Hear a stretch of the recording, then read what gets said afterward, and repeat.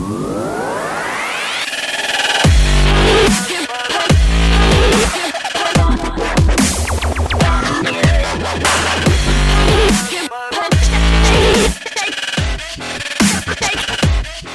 ladies and gentlemen, and welcome back to Squires Syndrome podcast. I'm Ben Gilman. As always, I'm joined by Tom Hill. Hey! And Dan Rudge. Hi, yes. And it's our 30th anniversary, which is typical for Troy Salmon not to be here again, the lazy bastard.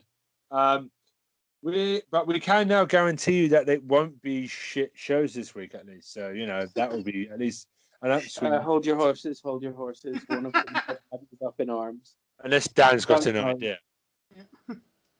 I don't know. One of them might have you up in arms. Ben says there's going to be no shit shows. Dan says, hold my beer. Hold my beer. I can outdo Troy, and I don't think... Hang on. I think they're great. I think they're awesome. I do. But you might think differently. So, fair play. So, basically, we can guarantee you that there will be no... This is the only charm reference you're getting this week. We do apologise. We'll get him down from the tree that we've put him in for next week, hopefully, because, it'll be the non-Halloween special, because, well, I won't be doing True Blood with these guys in 2 weeks. So, how are you guys, anyway?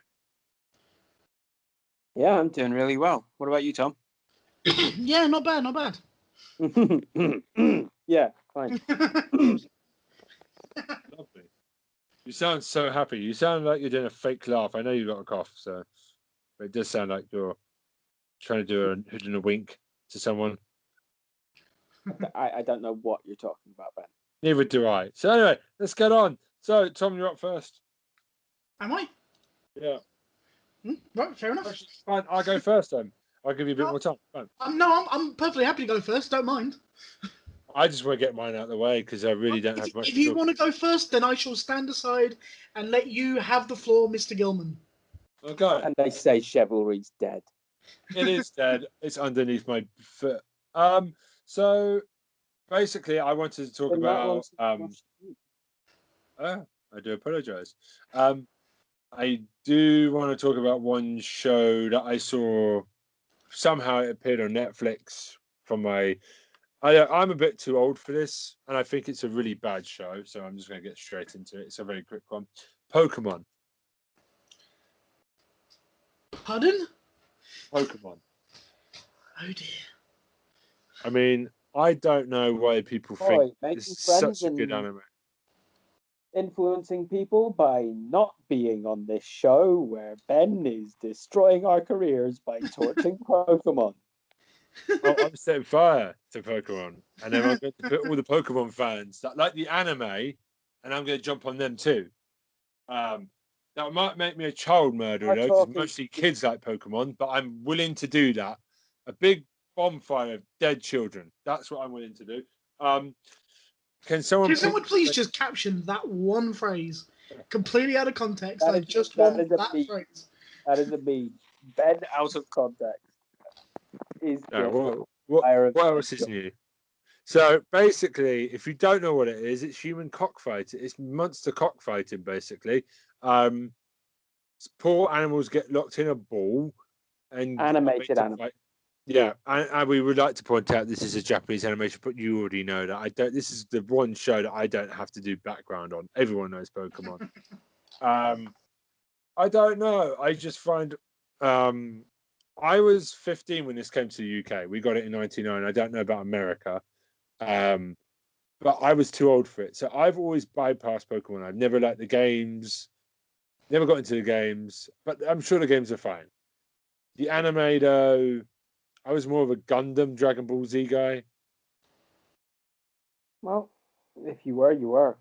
But like you're talking about, for me, like being just slightly younger than you, I was sort of supposedly too old for it, but not really in my mind. I really was still majorly into it when it first came out. Plus, it was a refuge. I was in boarding school. And when Pokemon was on, it meant that you were not going to get messed around with, and no one was going to be like getting at you, because the moment someone even raised their voice, there'd be someone else going, and everyone would have to quiet down. They took it really seriously. Between that and Final Fantasy VII, those were my two sort of survival tactics for boarding school. Now you make me feel bad for trashing this show. Now After the first generation, I completely lost track of it. Now it's just like Detective Pikachu was a good movie, surprisingly. Oh yeah, that's a good movie. But that's because Pikachu actually says more than Pika Pika Pikachu. That's one of the reasons I hate this show. All they say is their names. I don't know. It's noisy. It's I just look at it and like the last episode we were talking about Black Clover, and you were talking about Asta and about how loud and noisy he was and repetitive he was, and yeah. It's a consistent taste point for you. Dude, your mic's a bit off. Yeah. My mic's a bit off. Yeah, it's kind of coming and going. So that was it sounds like I'm having a conversation with you in a swimming pool. I can hear you above the water and you go down and it's muffled. Well, is this any better? Yeah, you're sounding fine right now. Yeah. We can understand what you said. No. What it was is my cat's here as well. Oh, hello, Mr. Kitty. Will you stop sticking your microphone into your cat? Podgy decided to lie down half on the phone. Okay, fair enough. Lovely. No, I do like Team Rocket. They're always funny. But I don't know. Because the one thing you get is an anime fan. And I'm sure Troy's not here this week. Because it's like, when you say, "Oh, do you like anime?" the first thing someone it's normally a really a knob. We go, "Oh, do you like Pokemon?" It's that type of thing where I don't talk about my anime love a lot, because people immediately go to Pokemon and go, "You like Pokemon, don't you?" I mean, I respect the games, but just the anime is absolute advertising. I mean, like, the voice acting is fine, I suppose. It's got energy. But I don't know how everyone became anime fans because of this show. It's a gateway show. It was also the fact that it came alongside Game Boy games, which were highly addictive, and a trading card game, which was hugely successful. So it was like the triple threat. It's crap for kids. I remember the school playground, we used to trade Pokemon cards for stuff. It was like money. It was like currency. I didn't, because I hated Pokemon. I stayed away from it. One thing is, there's a guy called Brock. He never opens his eyes. That's quite unsettling. And Ash sounds like a 40-year-old smoker who's had 20 cigarettes a day. I don't know. I just never got into it, and I think Pikachu is just, yeah. So I brought I've made it so far in the ground. Yeah. I just decided to come ready on Pokemon today. Basically. Sorry. Can we actually have another call out to the audience? Anyone who is recording things for memes, that Pikachu is, yeah. That was perfect. Yeah, that's what I've got. I'm not going to rag hard on Pokemon fans, but I will rag on the people that like the anime. The video games, fine. I'll leave that there. I don't hate Pokemon fans. I just hate the anime. I'm backing off of it. That's all. I hate the fact. I feel like it's like me shouting my venom at people that hate anime, who laugh at anime because they just think it's all Pokemon and stuff. That's the image that they get from anime's Pokemon. That's why I hate it so much, mostly. Okay, so you don't really hate it. You're not. I hate Pokemon. I think the image it has. Pikachu, I just want to punch in the face until he bleeds. I want to set fire to Mr. Mime. I mean, that's nightmare fuel. Just all the designs. I just want to set fire to all the Pokemon. I just want to set fire to Ash. I just want to set fire to the whole world of that show. Welcome to Buddhism Corner. Yeah, Buddhism Corner. But I haven't sworn so far, so I'm going to move on to something a bit better. Okay. I've been rewatching a show called Skins, which is a very popular. Well, it was a very big show on Channel 4 back in the day. It's not around anymore. It's got a failed American remake, like every single one of them. Basically, are you guys fans? No. Yes and no. I didn't dislike it, but I was never like a mega fan. Okay, so how far did you watch it? Did you drop off before the end? About 10 minutes. Okay. I think I watched the first couple of seasons. Okay, so I've watched all of Skins. Okay. When I was younger.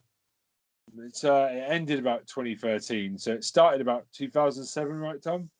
The first generation was 0807. Might have been slightly earlier than that, but yeah, it was around then somewhere. Yeah. It's basically about a bunch of horny teenagers, and every 2 years they would change the cast to keep it fresh. So they would do a 2-year series. And I'm going to tell you now, I think it's glamour. I've watched it again recently, and it's kind of. I still think the first generation is much better than the second generation. There's a character called Effie that is problematic for the third and fourth season for me. I've never really liked her. I like the actress. She's gotten better. She's been in better stuff since she's gone to Hollywood. Kaya Solodico? Do you know her name, Tom? The name rings a very vague bell, but I'd need to actually go and look it up. Yeah. She's been in a alligator horror movie, Crawl, and Pirates of the Caribbean. So she is a good actress. I'd almost certainly know her from Pirates of the Caribbean, I'd have thought. But since they cast actual teenagers in the roles, not like in America where it's obviously a 30-year-old trying to be a high school kid. Don't know what you mean, Ben. I don't know. No, the thing for me is about Skins. It's just these people are partying all the time and having sex. Now, when I was a teenager, none of this happened. Like there were house parties, but they make it. I mean, I had. Okay, I'm not going to get into it too deep. We did those things with my friend circle, but we didn't do like 24/7 house parties and in glamorous locations. It is a bit silly.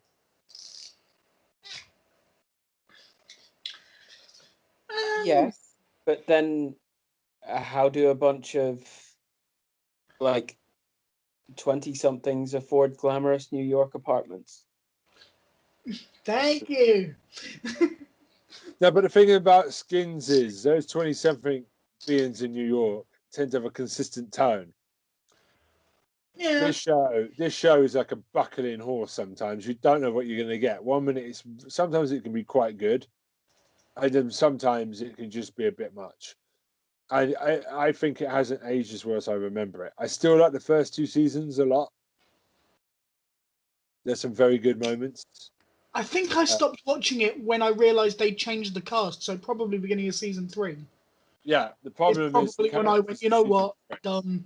The problem is season 3. The characters are massive knobheads. I mean, you had that in season 1 and 2 with Tony, who is now playing Beast in a lot of different roles in America. Can you guys have good names? I don't have names today. Nicholas Hoult. Nicholas Hoult. He's really good. I mean, brilliant actor. The magic trick that they did with season 1 is make Tony an absolute massive arsehole and make you feel sorry for him for the season 2. They've somehow managed to make you sympathetic to him, and I think that's a masterstroke, actually. Because he wrecks the entire friendship group, doesn't he, Tom, in the first season? Mm. Yeah, he's a dick. And he's a proper dick. He gets hit by a car, and I remember punching the air when that happened. I didn't react quite that extremely, but I get what you mean. But karma's a bitch, and he got it. And I did enjoy the second season a lot more because, you know, he's humbled a bit. And they slowly rebuild the friendship circle. And third, I don't know, season 3 and 4, there was a lot of dick swinging. It was a bit shit. And 5 and 6 was okay. Okay. And return to form. But yeah, I just thought I'd talk about Skins. It's on E4 and Netflix. And it has given rise to quite a lot of Joe Dempsey, who's in Game of Thrones, and a lot of other roles. He's come through there. Deval Patel is a very famous Middle Eastern British actor. He's gone to big things, Marigold Hotel and stuff, and Slumdog. Slumdog Millionaire, yeah. Another girl, quite a lot of the cast from the first 2 seasons have gone into big things. So, yeah, I thought I'd recommend that. The first 2 seasons, not the rest of it. You can set fire to the other 4 seasons, I think. So yeah, that's me pissing on everything this week. Right, you guys are up. Can I just make a point that I've thought of? I don't know if this is apropos of nothing or anything like that, but what you're talking about made me think about something. What? I think the point that I stopped watching Skins was somewhere around the first sex scene. What was wrong with it? I don't know, and it made me think, why did that make me stop? Because it's not like I choose shows based on sex scenes, is it? And then I went, but on things that are anything from sort of that through Misfits, through any of your sort of run-of-the-mill, slightly paranormal or supernatural or superpowered thriller drama kind of things that are for a larger audience, everything up to like Game of Thrones level, it is kind of the quality of the sex scene that makes me go, well, if they've done this right, then let's give the rest of it a shot, because it's not just like thrown in your face kind of thing, or something over glamorized or something. I mean, in Misfits it was done well because there was humor attached to it, and there was fucking up attached to it all the time, and that was quite charming. And in Game of Thrones there's this element of get your hands off your sister. Pretty much. Or if you're a Lannister, get your hands on your sister. Or if it's you're a Lannister, get your hands on your sister. Yes, my point was that the audience reaction is get your hands off your sister, whilst the Lannister is getting his hands on his. Tom, actually, Dan, I wanted to tell you something. Actually, my wife the other day. Obviously, we watch a lot of TV together. I think I brought up in every episode so far on this podcast, actually, at some point. So basically, she has asked me about why do Americans are very careful, but British people, our shows are here's some butts, here's some anal sex, here's full on almost nudity, and I can't explain it. We're filthy bastards in this country, I think. It goes a long way back. It goes a long, long way back. You want to find the beginnings of that, you've got to go to people like Chaucer. Yeah. It's true. Absolutely. One of the first knob jokes in history is. It's been a part of our culture that has persisted as something like through Shakespeare and turning someone into a fucking donkey-headed person. Yeah. Right?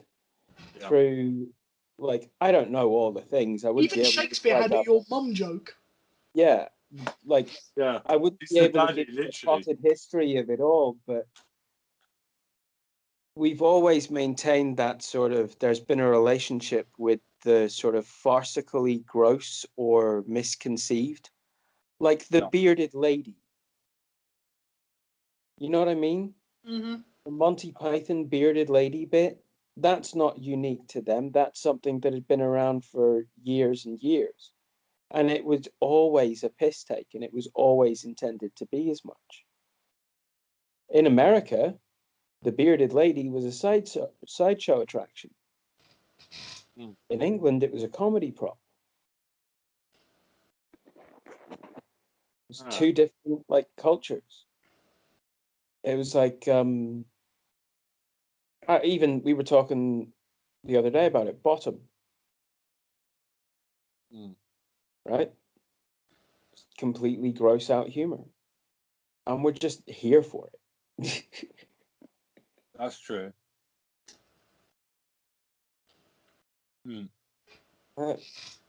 Yeah, but so that's what I just wanted to talk about today. We're dirty bastards. Cool. Okay. Right. Which one of you two boys would like to do the next honours? Well, I'll take it if Tom doesn't want it. I'm absolutely fine with letting you go before me, man. I don't mind. All right then. Okay. So for this week's episode, I have two picks. I'm going to leave sort of the main meat of what I've been preparing for second. So first off, I wanted to talk about something which I consider a guilty pleasure. Okay. Can't be worse than Pokemon. It's Yes. Dan, it can be. It's a 6-episode 1995 British television drama adapted by Andrew Davies from an 1813 novel of the same name. I feel like I should know this, and it's not coming. Me too. And I'm deliberately leaving out details because you will get it straight away. You'll probably get it from this. The series actually inspired an author to write a best-selling novel, which turned into a best-selling movie. The author was Helen Fielding. Would you care to guess at the novel from just that? The novel I can automatically guess at. The original book is going to be Pride and Prejudice. Exactly. Yeah, because Helen Fielding is Bridget Jones's Diary. Exactly. Well done, Tom. Thank you for playing. What's the name of the show? The name of the show is the adaptation of Pride and Prejudice, the Jane Austen novel. Is this the Colin Firth one? This is the Colin Firth one. Oh, with yeah. This. Will I've as seen well. this. The famous scene in the pond, yeah. I've Yeah. seen this because my wife is a bit of a Colin Farrell fan. Colin Firth. So we watched this on Netflix. It's it very Colin well Firth? made. It's very good. It's very good. Pride and Prejudice. It's fantastic. It's brilliant. If you haven't watched it, go and get it. It's actually a very good adaptation of the you're original not gonna book. Find it. That is also true, Tom. Yes, it's fantastically acted. It's I know it's quite old, but it still looks really good, and the costumes are amazing. The BBC's always been good at costume dramas, though. That's a big strength of theirs, isn't it? Really. So as to the costumes, to give proper credit where credit was due, Dinah Collin was the designer of pretty much everything. There are a few things done by others, but Dinah Collin has the vast majority of the credit for designing all the costumes for the series. Okay. They were so good that some of the costumes, mostly those worn by extras, were reused on and on and on afterwards. Okay.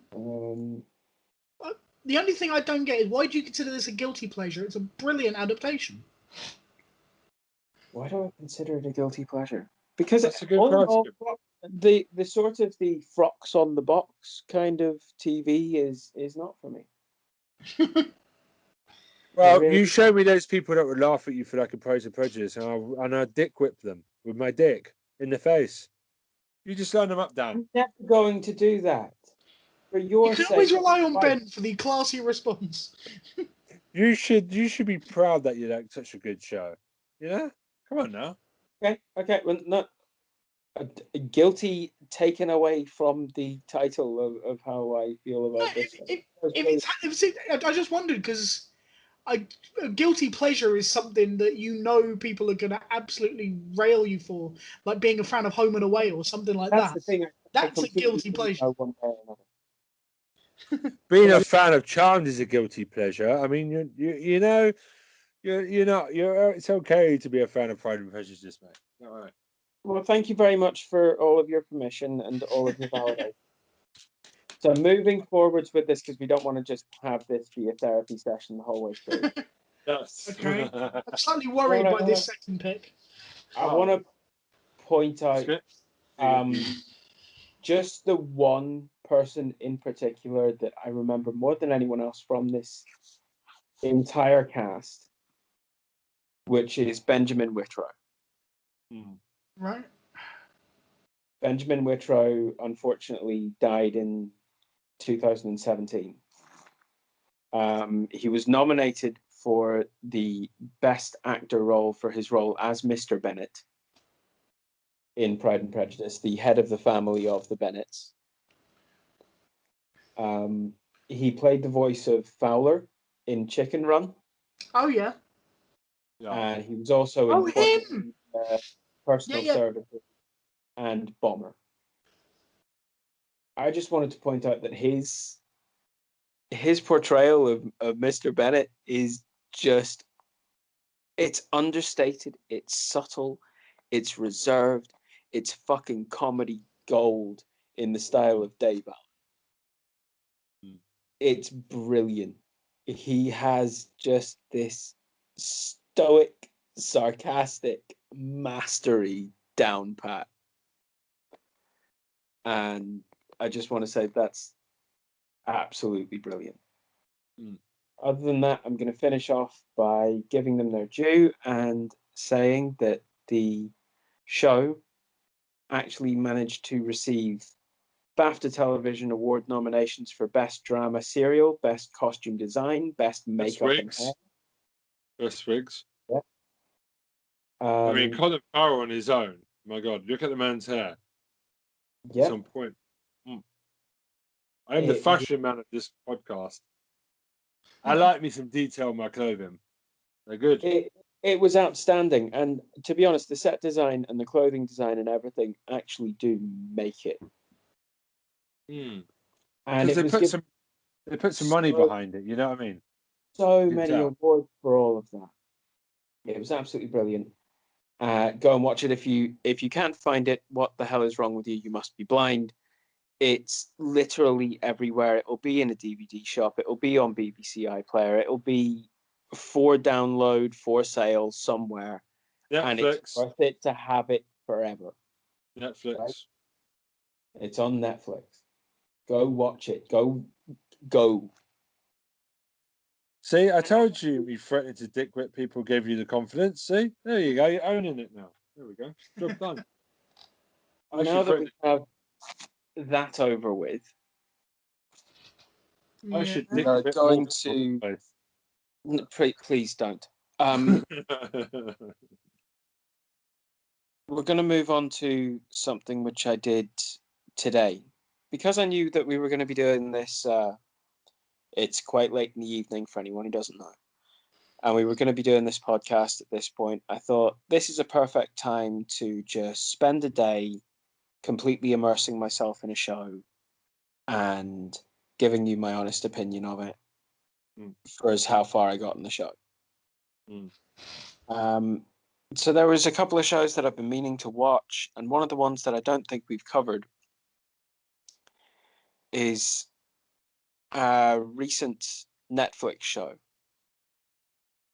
that premiered in 2019, based on the 2015 comic book and short film of the same name by Dennis Liu. It is called Raising Dion, and it's a superhero family drama. I've been meaning to watch this. I haven't heard of this, so I'm intrigued. So, how am I supposed to give an overview of this? Well, it's French. It's not, though. Oh, I thought the actor was French. Oh, I do apologise. Sorry. I thought the director was French. I do apologise. So, This is a show that primarily takes place from 3 distinct viewpoints. So there are 3 kind of, we're actually calling them in some kind of way protagonists in this. The first viewpoint is the viewpoint of a young boy who is called Dion Warren. He's played by Josiah Young. I'm not sure if he's been in anything else. I've heard of him. Check. He's been in Rough Night, Nicole and OJ, television shows Billy on the Street, Nickelodeon's Sunny Day, and many other commercials. He's a child actor, and this is a really, really good role that he's playing. He's doing really well, and I don't have anything bad to say about his portrayal. He plays a very consistent sort of head in the clouds, semi-bewildered, trying to fit in and be cool in a new situation kid who's also developing superpowers that might seem limitless and everything's getting scary. It's difficult for a good child actor, I think, because they're so young. They don't have the experience of acting a lot. So that's good to hear. He's great in this. Everything I've seen so far has made me care about the character to a very great extent, and to, I feel like I can get into the way that the character is thinking, and for a child actor to be able to pull all of that off properly, he can sometimes look a bit hammy, but it feels like a kid just being like overreactive and dramatic, and it's part of the character. It doesn't feel like the actor doing it. It feels like it's the character doing it. Very, very good. So he's one of the perspectives, this kid who's developing superpowers and really doesn't know what the hell to do. And is trying to fit in at school and wants to because he's developing superpowers, wants to be a superhero when he grows up, to be like his dad, who died saving someone in a storm. His dad, who was a storm hunter scientist. The second perspective is his mother, who's played by Alicia Wainwright. Mm-hmm. Yeah. She plays someone called Nicole Reese. So she's gone back to using her maiden name because she was together with Dion's father, who is Mark Warren, played by Michael B. Jordan. Oh. Nice. Yeah. But that's not the third perspective. The third perspective is the person who plays her husband's best friend and research partner. And that's a guy called Pat Rollins, played by Jason Ritter, who is absolutely fantastic and has been in a number of other things. He was Sean Walker in the NBC series The Event. He played Dipper Pines in Gravity Falls. He's known for his role as Kevin Girardi in the television series Joan of Arcadia. Okay. And he does really well here as the sort of the unlucky in love and good-hearted and curious and still kind of believes that science kind of leads to magic and things are possible, and he's kind of trying to be helpful all the time, and he's always on the cusp of completely fucking everything up and turning everything to shit, but he manages to stay one step ahead of the game. He's also hapless and clueless and sort of accepts any female kindness as being sort of, oh, okay, you have romantic interest. Oh, okay, that must be nice. So he's a pillock, is basically where we're going with this. He is, and he's a very lovable pillock with it. He's like completely harmless and just really, really nice guy. And then his story gets really, really interesting. But these are the 3 perspectives you have throughout the entirety of season 1. Season 2's on the way. Only one season has happened. The show centers around the trials and tribulations of this mother trying to survive in a world where Netflix exists. By the way, because Right. Jason Ritter's character's ringtone is the Stranger Things theme tune. Cute. This show's full of cute moments like that, and it's very well done. It's nice. But yeah, this idea that she doesn't know where her son's powers are coming from, they're just starting to happen, and she's been without her husband for 4 years and hasn't moved on, and like all these strange things have started happening just as she's just starting to get her life back together, and she's also facing a little personal crisis at the same time. And things quickly snowball and things quickly get very, very interesting indeed. And a lot of different narratives split off. Her with her friends. One of her friends is her husband's best friend, and her other friends have this whole narrative going. She has the narrative with her son and what they're going through and what they're telling each other and not telling each other at different points. And her reaction to his developing powers, like, there's this wonderful scene at one point. She's sitting at a kind of breakfast table, and she's like on a laptop doing a bit of work on something, and she sees a cupboard open, and a pack of Cheetos floats out of the cupboard, and she follows the floating pack of Cheetos into the room to where her son is sitting, not looking, but with his arm outstretched, while he's still watching something on his tablet. And just as the pack of Cheetos are about to hit his hand, she just snatches them out of his hand. And she's like, not until after breakfast. And he immediately counters with there for his pet. And I'm not going to tell you anything about the pet because it ruins something. So, yeah. Really, really well done. The story is fascinating. It's based on a comic by a guy called Dennis Liu. It completely turns the perspectives and ideas of origin stories of superpowered beings on its head. It's really cleverly done.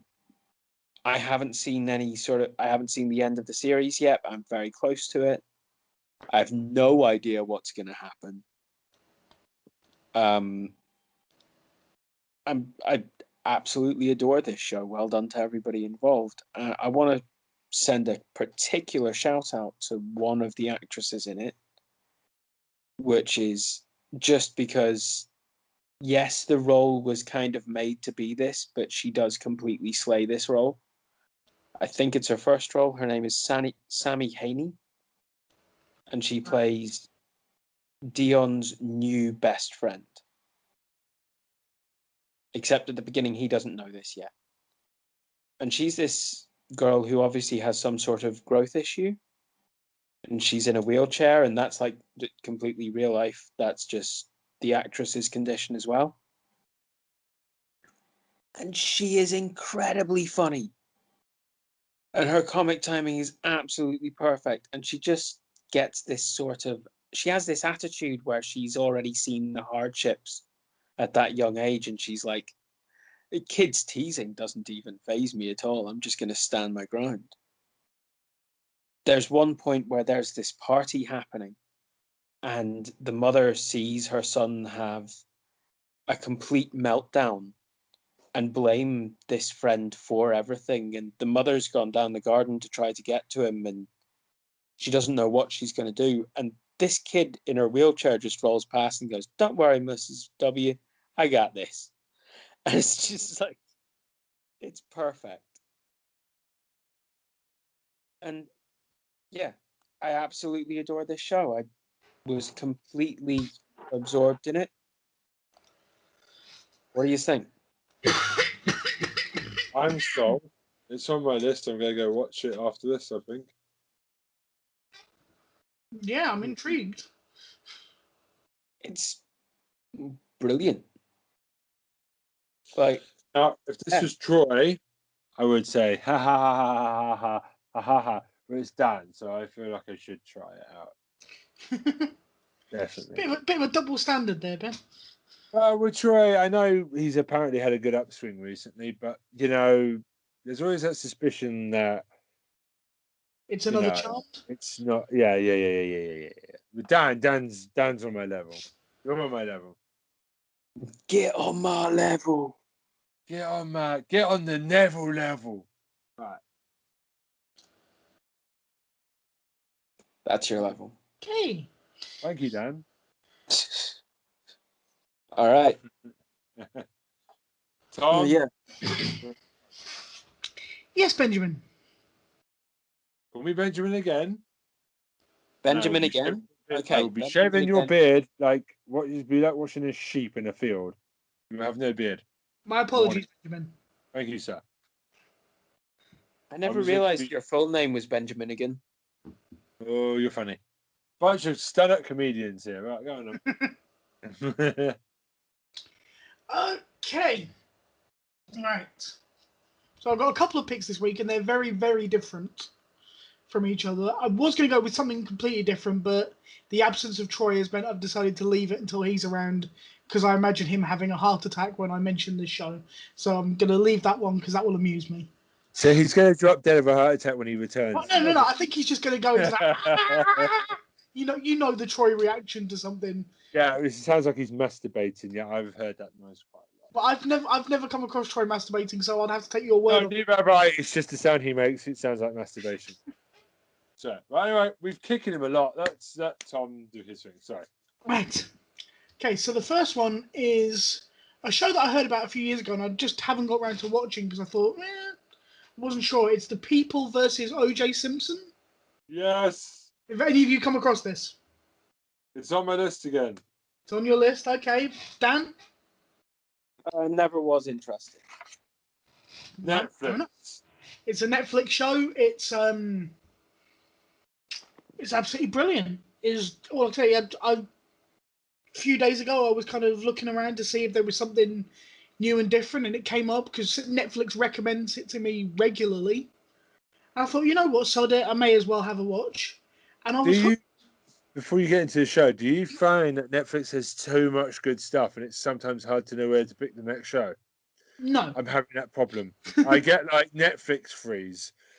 Like I know there's a million things to watch, but I just can't seem to decide what to watch on Netflix because they always seem to be pumping new stuff in. Anyway, Tom, Netflix always seems to recommend to me things that I look at and go, well, why would I like that? It doesn't seem to get me as a person. It can see that the last 5 things I watched were Red Dwarf, Sherlock, Dracula, and something else, and yet it doesn't recommend shows that fall into that kind of thing at all. But Stephen Moffat. These are the kind of shows that I watch on a regular basis. So, I mean, obviously, right now it's going to be saying that I'm watching True Blood because with 2 weeks to go until that, I've started rewatching that as well. But the point is, it doesn't seem to have any rhyme or reason to. You like this, so I'll recommend this. It's like, well, no, those two don't follow each other. So I go searching for stuff on Netflix. I don't have the same problem that you do. I find that it offers me weird stuff. Anyway, this is not the point. The People versus Oj Simpson, American True Crime. Brilliant, brilliant work. So gripping, so good. An amazing, it's got an amazing cast. Oj Simpson played by Cuba Gooding Jr. David Schwimmer's plays Robert Kardashian, which is quite an interesting role because he was quite a major part of the whole case. There's a lovely moment in there where you've got Robert Kardashian talking to one of his children about how being famous for the hell of it is not worth it at all, and it's his daughter Kim, which I quite like, just as considering she is famous for nothing that I can work out in my life. She is just famous for being Kim Kardashian. Anyway, that's to decide for another day. But I quite like the fact they put that in there. Anyway, Okay. like I said, but there was loads that I knew the very basics of the Oj Simpson. America, as they always do, because it was something going on in their country, said it was the case of the century and all this shit. really wasn't. Where it wasn't covered anywhere near that much in the UK. I mean, I remember the big points. I remember the chase down the motorway in the white Bronco. I remember the fact that the glove didn't fit, which is what got him off. But I think we put too much stock into the royal family on this side. It's like but that's not the argument we're having here. That's not the point. But anyway, yeah. But there was so much stuff going on that I was just totally unaware of, and I mean, so obviously some of it is fictionalized, but the cast is just so good. You've got John Travolta playing one of the lawyers. You've got Sarah Paulson playing the lead prosecutor. You've got Nathan Lane as one of the backup team for OJ's defense. It's just who's who of brilliant performers. And it's so well done. It's so gripping. It's so just brilliant. David Schwimmer is flipping amazing in this. And I'm not his biggest fan. But he completely... Well, most things I sit and watch him and go, oh, that's the guy who played Ross from Friends playing something else. Fine. This time I wasn't doing that. He completely drew me in with his character. And it's just... Yeah. It's a really interesting thing. It follows... I've gone and researched some of the points of the actual case, and it's fairly true to those things. Once again, obviously, it's done for show, but I cannot recommend enough. It is so worth the watch. It is really... Even though you know what the result is going to be, it's so worth going and watching this show. Cuba Gooding Jr. is fantastic in this. It's quite interesting. How does he handle the role as OJ? Because obviously he's a problematic. Do you make him sympathetic, or do you make him an arsehole? How do they approach this is the thing. Cuba Gooding Jr. said that the director, because it was the same director for quite a lot of it, but all of the directors did this, was they shot it, every single scene, they shot it 5 or 6 different ways, with him half the time playing it as if he was innocent, and half the time playing it as if he knew he was guilty. Oh, wow. And then they took their favourite version, so they mixed it the whole way through. So half the time you're looking at him and you're thinking, yeah, he knows he did it. And the times you're thinking, oh, maybe he doesn't believe he did. So, they did an amazing job with that. And they mixed it up and they made it so that the whole time you're sitting there going, I really wonder. It's just... The only problem I ever had with it is, even though he doesn't sound like himself, I'm still looking at Cuba Gooding Jr. And it's just a little thing. Yeah. His performance is good, but I'm still sitting there going, that's Cuba Gooding Jr. playing Oj Simpson. I have that problem with David Tennant. He's always got the same beard, hair, and you're always like, yeah, but you're David Tennant. Yeah, but that's his face. You can't really do a huge amount of... Yeah, but I understand. Some actors have the same look for every role. Yeah, I completely get it. Yeah. I mean, it's just because Cuba Gooding Jr. was so famous. Not Cuba Gooding Jr. OJ Simpson was so famous. It's hard to look at it and say that's OJ Simpson. Oh, I get it. I know OJ Simpson's face. You know what I mean? I get it. Yeah. I know what OJ Simpson looks like, and although Cuba Gooding Jr. does a very good job, he doesn't look 100% like OJ Simpson. But the good thing is you can look past that because they've picked the right actor for the role. Absolutely. Oh, gotcha. Yeah. It's a minor thing. It's a really minor thing. Yeah. But like I say, it is definitely worth a watch. I would recommend it. Dan, I know you're not. It's possibly not your thing. Usually not. For purely good acting, it's definitely worth a watch. All right. Well, if I stumble on it, then I won't just turn away. Yeah, no, fair enough. I'm not going to tell you to watch something that isn't kind of completely in your wheelhouse. It interested me, and I've been putting off watching it for ages. And then this week, coming onto myself, well, why the hell did I not watch this up until now? The answer is too much Netflix stuff. Seriously, it's impossible sometimes. I don't spend as much time on Netflix as you do. No, trust me, it's quite hard. It must be harder for you if you're part-time on it. I mean, we spend most of our time on it on Disney Plus, and my days, the amount of stuff on Netflix. Well, I've got Now TV as well, so I go through that kind of shit as well. I see. So you've got extra, and I don't know how Troy does it. He's got all of the stuff. Yeah, I've got pretty much. I have Disney Plus, I have Amazon Prime, I have Netflix, and I have Now TV. So I've got a world of options in front of me. I don't know how you do it. Anyway, the second pick. So, Anyway, yes, right. So my second pick is the complete flipping opposite to this kind of thing. Well, not like, literally. It's a TV show. It's been around for about 5-6 years now. It's a BBC show. It's not a BBC show. It's a British show. It's a very British show. It's up until now. It's been on Dave. It's just about to move to Channel 4. Taskmaster. It is Taskmaster. I absolutely love this. Oh. I don't know if we've ever talked about Taskmaster before. No, we haven't. And No. my wife hates this show, and I have shown her so many videos of it. It is the brilliant concept for a game show. How can you not love Taskmaster? Dan, do you know this show? Please tell me you do. Of course I know. Fan? Not a fan? Love it. Because I imagine it falls right into... Knowing you, I imagine it falls right into your wheelhouse. Love it. My question is, with Channel 4, are they only doing their version, or have they managed to persuade Dave to let all 4 have all of the seasons of Taskmaster as well? Well, I've got absolutely no idea, but as far as I know, the format's not changing at all from what I've seen. God, don't change it. They've kept it to the same format. They've moved to another channel. It's the same house. The tasks are all written by the same guy. It's good. I mean, I absolutely love the show, and I think they did something very similar. It shows just how quickly I got drawn into this show, that I didn't realise until like halfway through season 3 that actually the show was the brainchild of Alex Horne. Yeah, it's his show, it's his creation, and he got Greg Davis to front it, and then became the sidekick. And it's like, it wasn't until about the 3rd season that I suddenly went, oh, Greg Davis isn't the one behind this, is actually the guy next to him. I know how he's been treated like the bitch as well. I know, but he's perfectly fine. That was like the first thing anyone ever said to me about the show before I watched it. Was what? Was that it was Alex Horne. Yeah.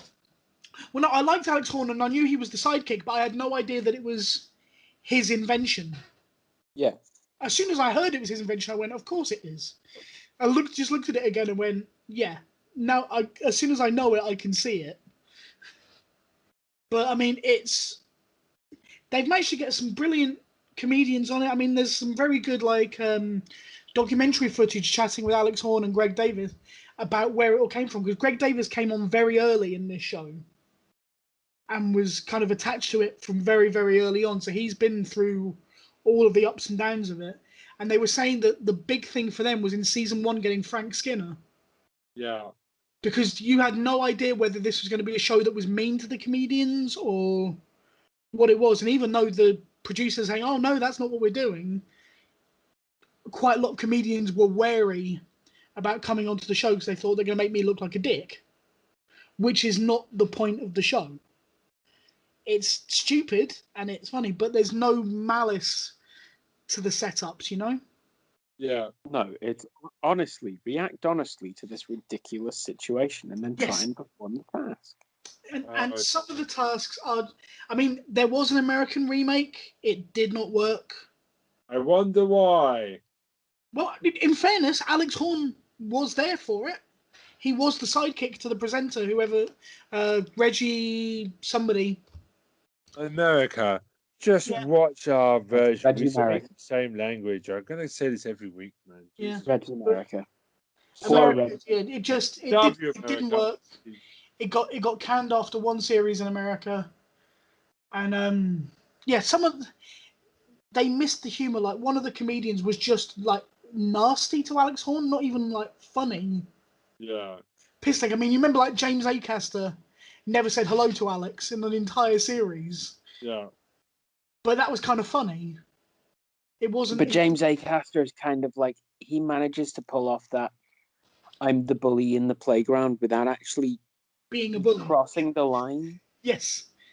Well, I mean, the thing I loved about that one was obviously they film all these tasks over months and months and months. It takes them forever to record this show. It takes ages. And they do it out of sequence. Yeah. And I love the fact that for like 9 weeks, you had James Acaster coming into every single task. Alex saying hello as he says to everybody and James ignoring him. And then on the final week was obviously the first task they did where James explained why he wasn't going to say hello. And it's like, Okay, that's quite good. I like that. So he actually had explained himself on day one, and it just the way they set it was so that that explanation didn't show up until episode 10. And I like stuff like that because it's just it amuses me and it brings me joy to see those kind of things. I mean, just trying to think, you've had some amazing people on it. Like the first season, most of these people are quite famous now, but most of them weren't that well known at that point. Like Josh Widdicombe, Rasheen Connerty, and Ramesh Ranganathan have all gone on to be quite big. Yeah. This is But- one of those shows that does that for people who are talented, though. Yes, it can do. Whereas Frank Skinner was kind of the name. And in fairness to him, he threw himself into every challenge. You had Richard Osman and John Richardson appeared on Series 2, and Catherine Ryan. Yeah. Rob Beckett, Al Murray, Noel Fielding, Hugh Dennis were in Season 4, and Joe Lycett, who I think is hilarious. And Mel Goodman, that was the series with Mel from Mel and Sue as well. And Yes. I mean, Russell and Howard. Aisling Bede, Mark Watson, Bob Mortimer, Russell Howard. Sally Phillips, all of these people have shown up and had a go at this show. Tim Vine, Russell Howard. It makes you realise how good the British comedy scene is.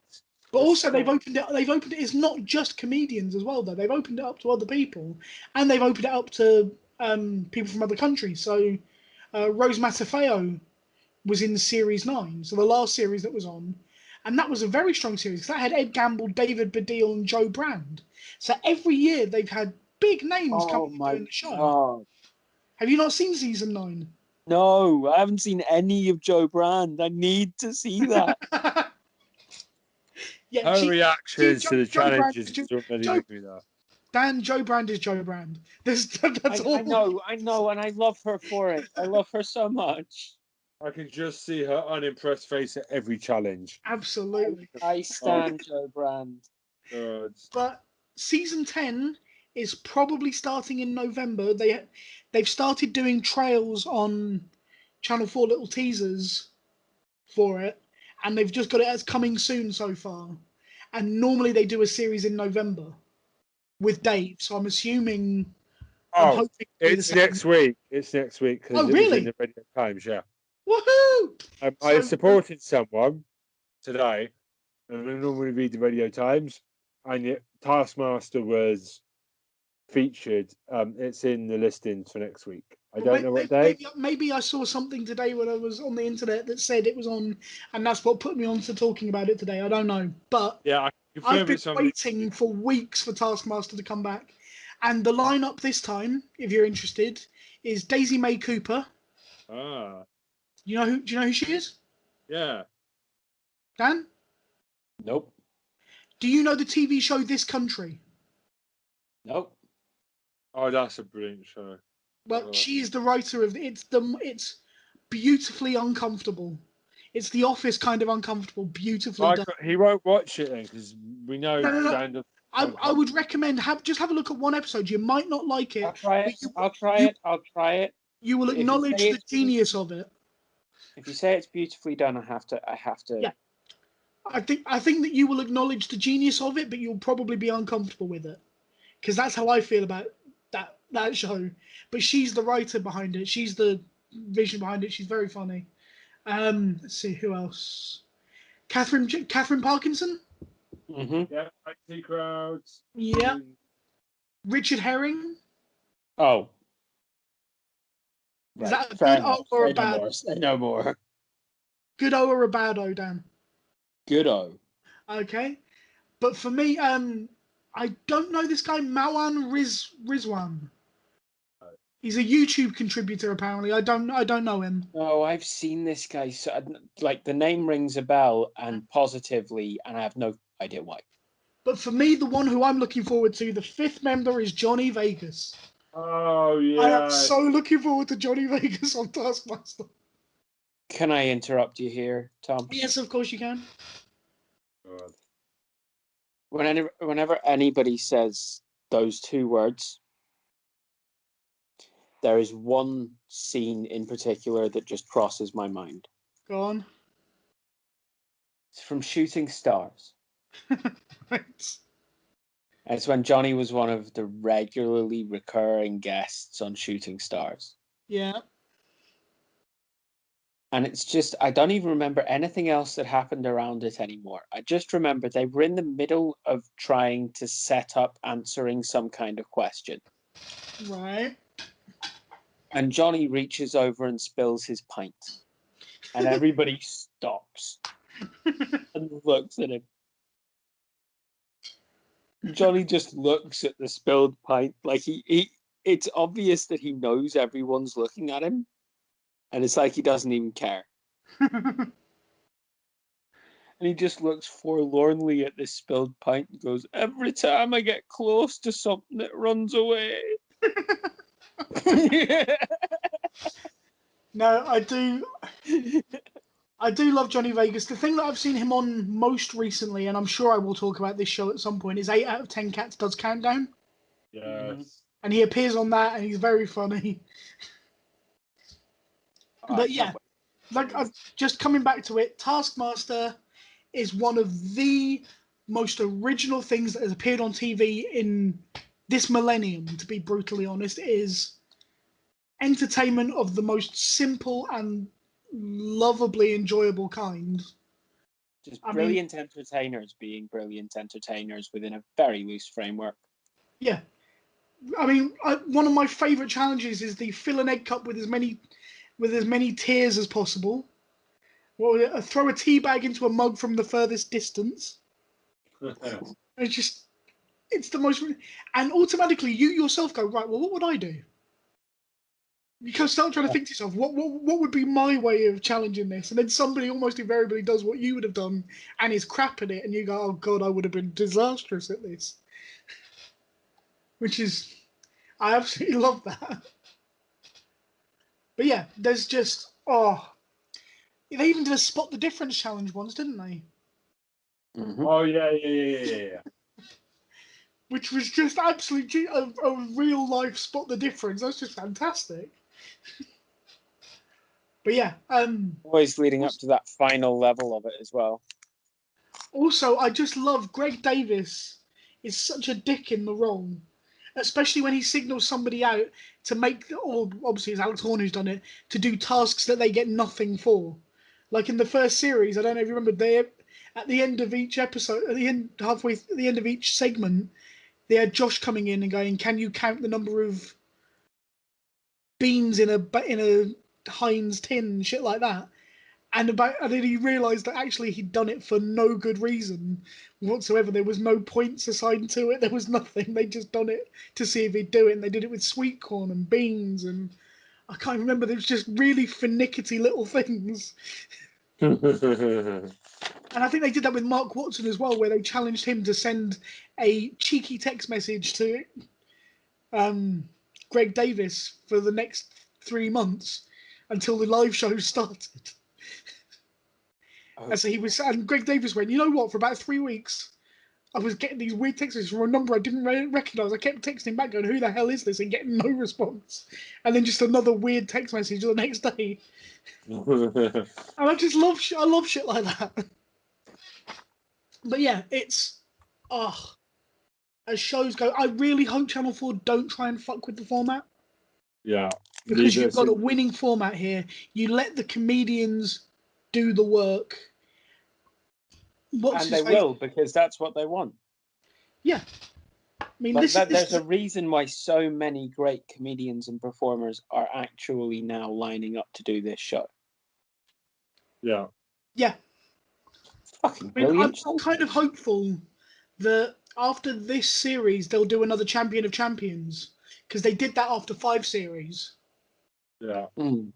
And I was utterly, utterly shocked that after the first 5 series, the winner of the Champion of Champions was actually Josh Widdicombe. He beat Bob Mortimer, Catherine Ryle, Noel Fielding, and Rob Beckett. And I thought he was in the weaker series, the original series, where they did lots of stupid stuff, but they kind of didn't really push the envelope until the second series. He had the longest time to think about his performance and see other people's since. Yes. But actually, he did it exactly the same way as he'd done in the first series. He looked awful, but somehow managed to achieve things better than most. But yeah, Well done. so hopefully, I mean, I'm kind of hoping that after Series 10 they'll do another Champion of Champions, which would be Lisa Tarbuck, Kerry Godliman, Lou Sanders, and Ed Gamble, and whoever wins this series. I've got some announcement for you. Go on. 74 episodes so far. Yep. Channel 4 have ordered 60, 6-season deal. So seasons 10 to 15 will be aired on Channel 4 going forward. Doesn't guarantee that they'll actually do all of those. They've ordered them, but they could end up cancelling before that. That's me being a cynic, but I can't. As long as they continue to get good comedians and they keep coming up with good challenges, why would you stop this show? Anyway, yeah. So I know I've gone on quite a bit about this show, but I do. It holds a special place in my heart. I absolutely love it. I don't need to think too much. I can just sit back and enjoy the stupidity of it, and I love that. Yeah, so that's me, Taskmaster. Yeah. Taskmaster is my show of the week. Also, I've got some more news. Oh, God. When new season goes up, somebody's asked on Twitter, and Channel 4 have announced that they have agreed with Dave to have all seasons 1 to 9 from the previous 9 seasons on all 4.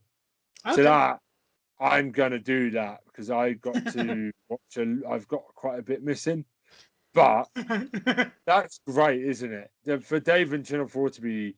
Well, I'm sure Channel 4 have made a generous donation to the Dave coffers for that. I have, because the thing is, right, I mean, I love the fact that they got season 10 to 15, hopefully. But it's really nice that Dave's I like laptops, but I like to watch Taskmaster on the big TV. So to have it on all 4, in a couple of months, you're just going to hear me bring Taskmaster back up. And I don't apologise at all. Well, no, like I've said a million times, I don't mind if people bring up shows that I've brought up before because I love to debate this stuff.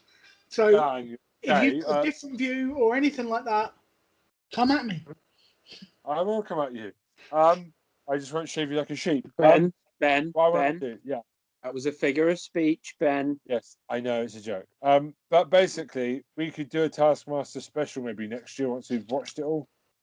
We could do, but that does kind of break our rules about it has to be a finished show.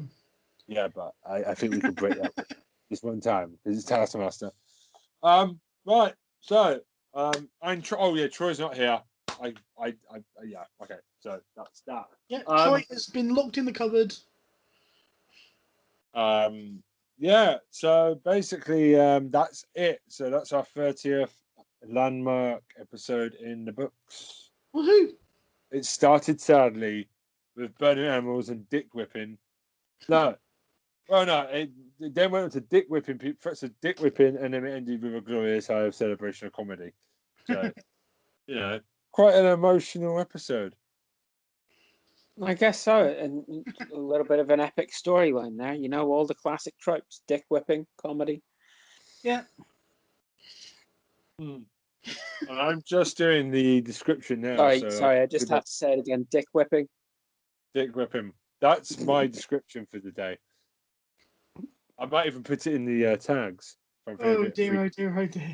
It's almost definitely going to be in the tags at this point. Right, by the way, guys, if you've managed to make it this far, please do give us a like. If you've managed to make it this far, please do give us a subscribe. Yes. And hit the bell as well if you want to hear everything that we actually do, if you're on YouTube, or just, follow us on whatever podcast app of your choice you are choosing. We're not like this every week. We don't talk about dick whipping every week. It's just this week. Every so often we take a break, probably. Also, the email, Tom, the email. Yes, square-eyed syndrome 2020@gmail.com. Please do write to us. Give us suggestions of TV shows you think we should be watching. Come back at us and tell us whether you like what we're doing. It can't be worse than Troy's. The more weird and wonderful, the better. If you can get us one that's worse than Troy's, we will want to shake your hand and buy you a pint when COVID is over. Like literally, Send us an email saying, watch this, it's ridiculously bad. Just watch it, it's so horrendously bad. And we will name and shame you on the podcast. Yeah, we just want to say there's 400 plus people who've watched the Friends special, so come subscribe. We know you're listening, please. Come Please. on. We really like doing this, and the more If you people hit are listening, the more we get to do it. Yeah. Exactly. If you hit the red button, it doesn't start World War III with nukes, I promise you. Okay. So what was that? Was that a solid 3 minutes of shilling? That was Yeah. a solid 3 minutes of shilling. I Wait think until we should do get that at least merchandise. I think we need to do that at least twice a podcast, though. A proper good 2 or 3 minutes of shilling At the for our beginning lives. and So at do we the have to end. do all that again now? Just wait till we get merchandise, Tom. And then we'll be shooting the merchandise. in the I've store. already started creating the merchandise. What kind of merchandise are we going to get? Just a T-shirt with Pikachu. I listened to Syndrome. I listened to Sweat Eye Syndrome, and all I got was this dick whip in the face. Of Right. Pikachu on fire. I wish Ben called me that. All right, so it's goodbye for me. Bye from me. Goodbye from me. Who the fuck is Troy Salmon?